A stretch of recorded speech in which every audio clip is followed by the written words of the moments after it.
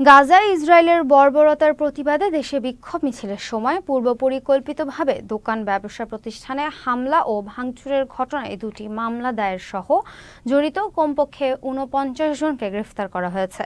মঙ্গলবার সকালে প্রধান উপদেষ্টার প্রেস সচিব শফিকুল আলম এক বিবৃতিতে এ তথ্য জানিয়েছেন। বিবৃতিতে তিনি বলেন, সোমবার বেশ কয়েকটি শহরে গাজায় সহিংসতার প্রতিবাদে বিক্ষোভের সময় সংগঠিত সহিংস ও বেআইনি ঘটনার বিরুদ্ধে পুলিশ দ্রুত পদক্ষেপ নিয়েছে। এই হামলা ও ভাঙচুরের ঘটনা জননিরাপত্তা এবং আইনের শাসনের অবমাননা। এখন পর্যন্ত এই ঘটনার সঙ্গে জড়িত কমপক্ষে ৪৯ জনকে গ্রেফতার করা হয়েছে। আরও তদন্ত চলছে। তারা ক্ষয়ক্ষতি সাধন করেছে।